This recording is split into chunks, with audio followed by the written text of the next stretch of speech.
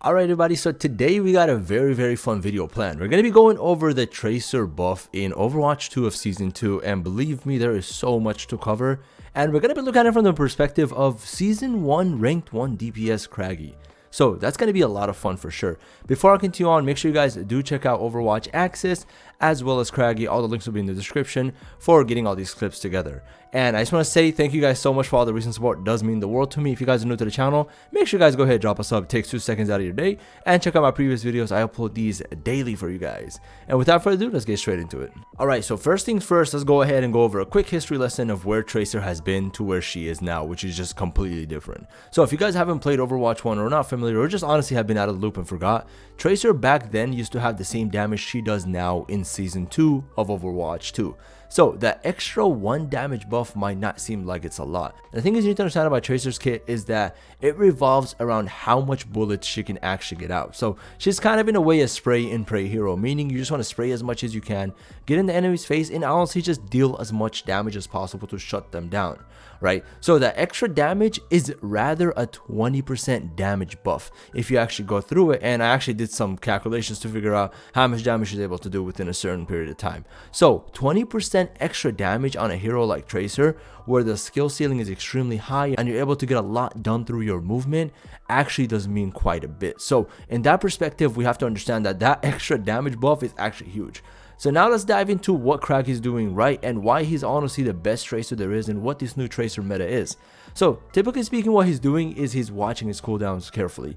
The thing about Tracer is that she does have her 3 dashes, which is her shift and then her E. So before he goes in and dives in to commit into a fight or a kill, he actually makes sure that he has at least 2 dashes up. If he does not have 2 up, it is a very risky fight to take. So Tracer is probably the easiest hero to kill. With 150 HP only, you're extremely squishy, right? So when you move from the right side all the way to the left side across the map, or just honestly traversing the map in general, if you don't have your dashes or your recall up, you are probably gonna die. And I think a lot of people underestimate how easy it is to kill a Tracer. So that's one of the biggest tips Kragie is doing right here, is he's making sure that when he's going in and he's committing, he at least has his shift dashes up or his recall to help him out. He never goes in without 3 of his shifts. And I would even say 2 is actually a risk. You always want to have 3 up. So if you have 1, you're probably going to die because 1 dash is not going to get you that far away. And to be quite honest, if you're playing top 500, like some of these lobbies here Kragie is in, you're probably going to get caught off position quite a bit. So you definitely do need to have 3 up before you commit. Next thing that Kragie is doing quite right to honestly become probably the best Tracer we've seen in Season 2 of Overwatch 2 is his aggression on the defense and the offense. What that means is when his teammate is getting pressured and he's in the backline, he's jumping in to do as much damage as he can before he calls out. So generally speaking, honestly just playing like a Chad. That's all there is to it. So he's jumping in, dealing a bunch of damage, recalling, dashing in, dashing out. He's never standing still. And it might seem like most of these clips, a lot of editing is going into them between cutting and cutting and cutting, when in reality, it's really not. We're just going from clip to clip, and he's jumping in so much and jumping out that it seems like there's a lot of edits in between, which there isn't. He's just always on the aggressive, and he's always making sure that he's dealing with the supports first, so he's becoming that extra annoying poker, right? So he's never going for the tank. That's number 1, and I mentioned it before in my Tracer, where I covered Defron and how he plays the Tracer, so now we're covering Kragie, is that he's never actually going for the tank, which is very important, right? So the tank you only go for when is basically out of position, or when you're able to go in and punish that out of position play. But otherwise, you don't really want to go for the tank. You want to kind of jump in because you do have those dashes and the recalls to basically save you if you're out of position. You're able to go in there, go for the supports, take them out like Kragie is doing here, and then focus in the tank. There's no reason to be focusing the tank first, because believe it or not, even though with this damage buff that I mentioned of 20%, you're able to do a lot of damage, but at the end of the day, you don't have that much damage to burst down a tank, where now Sojourn definitely does. So if you guys want to see that video, do let me know, because I'm thinking of making that in the future. I also drop some suggestions down below in the comment sections. What other heroes you guys want me to cover? Because I cover all types of heroes and give you guys a good range of, I guess, attributes and how you guys can help your game from basically a beginner level all the way to intermediate. If you guys are like a pro Tracer main and you're looking for insane tips, this will definitely not be the video, because I don't go into great depth, because if we're honest, there's very few of you out there, and most people just kind of want to get into Tracer and see why she's honestly quite powerful. And that's what I want to focus on, because believe me, with this buff, a lot of people are going to be playing Tracer.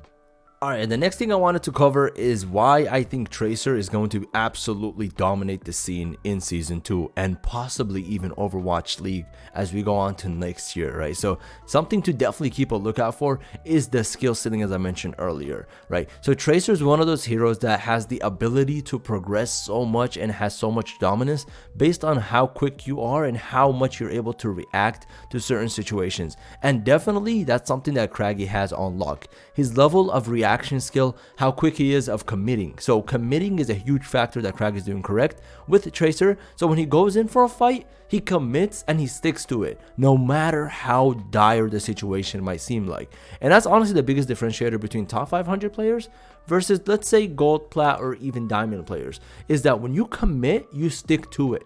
The second you start double guessing whether or not you should dash in or recall, etc., or whether this was a good commit or not, then you get punished quite heavily. And that's something you definitely want to keep your lookout for, because that's a mistake you don't really want to commit to as a Tracer, because with 150 HP, right, the margin error is so small because you can get one shot by pretty much anything. And then the last thing I wanted to talk about is your ult.